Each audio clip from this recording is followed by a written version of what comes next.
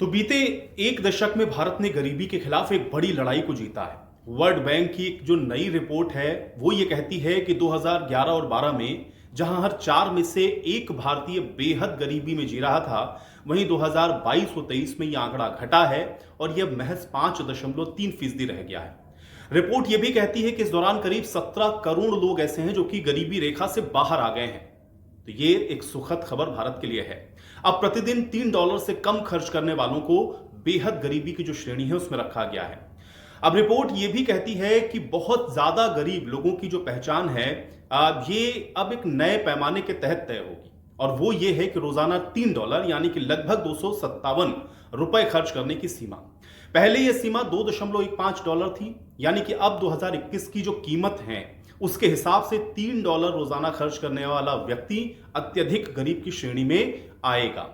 इस नई सीमा के अनुसार, यानी कि ये जो नई नीति बनाई गई है 2022 और 23, भारत की जो गरीबी दर है इसके आधार पे 5.3% है। 2024 में 5.44% लोग बेहद गरीबी श्रेणी में थे।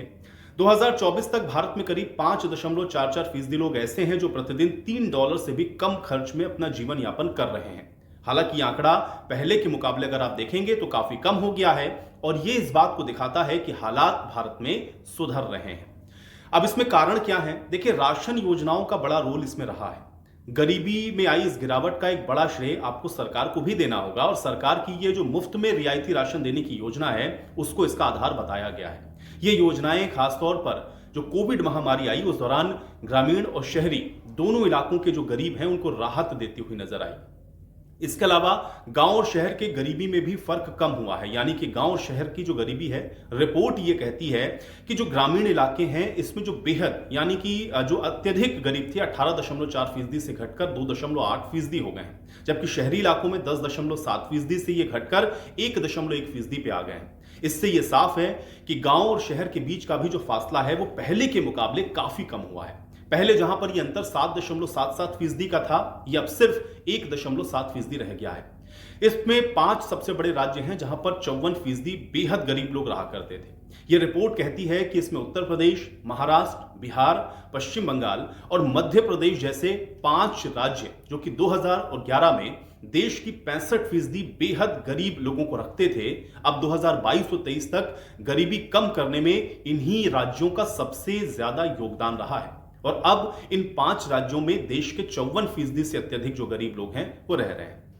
अब जीडीपी में भी कोविड-19 से पहले वाले जो स्तर है उससे जो पीछे अभी जो जीडीपी बताई जा रही है, रिपोर्ट ये कहती है कि जो वित्त वर्ष 2024 और 25 तक भारत की जो असली जीडीपी है वो अभी भी महामारी के पहले वाले स्तर को नहीं छू पाई है। करीबन 5% अभी भी इसमें गैप है। हालांकि अगर दुनिया भर की आर्थिक परेशानियों को सही तरीके से संभाल लिया गया तो फिर 2027 और 28 तक भारत की जो अर्थव्यवस्था है वो दोबारा से रफ्तार पकड़ सकती है और इसका सीधा सा जो असर है वो निर्यात और निवेश पर होगा और इसका जो असर है वो फिर जाहिर है कि जो हमारे अत्यधिक गरीब लोग हैं उनके ऊपर भी होगा। रिपोर्ट ये भी कहती है, यानी कि एक चेतावनी के तौर पर, कि दुनिया भर में जिस तरह से जो व्यापारिक तनाव चल रहा है, टैरिफ पॉलिसीज चल रही हैं, जो नीतियों में बदलाव हो रहे हैं, उस वजह से भारत के निर्यात और निवेश पर इसका असर पड़ सकता है। 2026 और 28 के बीच जो चालू वित्तीय घाटा है, यानी कि जीडीपी का 1.2% के आसपास रहने का अनुमान है और जो विदेशी मुद्रा भंडार है वो जीडीपी के 16% के स्तर पर स्थिर रहने का भी अनुमान जताया गया है। यानी कि आर्थिक सेहत अगर आप देखेंगे तो भारत की अच्छी है और भारत की यही आर्थिक जो सेहत है वो इस बात को भी दर्शाती है कि आने वाले समय में भारत के अंदर जो अब अत्यधिक गरीबी श्रेणी है वो एक तरीके से आप देखेंगे धीरे धीरे समाप्ति की ओर बढ़ेगी, क्योंकि अब ये बहुत नॉमिनल आई एक तरीके से आप कह सकते हैं कि रह गई है, 5% के आसपास है, जिसमें बहुत जल्दी और कमी आने की संभावना जताई गई है। और ये सब कोई और नहीं, ये वर्ल्ड बैंक की जो रिपोर्ट है वो कहती है। यानी कि भारत के लिए एक और मोर्चे पर आप कह सकते हैं कि यह सुखद खबर है। हालांकि अभी भी एक बड़ी लड़ाई भारत को लड़नी है। गरीबी रेखा से ये लोग बाहर आए हैं, बहुत एक्सट्रीम जो बिलो पॉवर्टी लाइन है उससे ये ऊपर आए हैं। अभी गरीबी से या जो गरीब श्रेणी से और लोगों को जो बाहर निकालने की आवश्यकता है उसमें और कैसे प्रयास होते हैं ये आने वाले दिनों में तय होगा।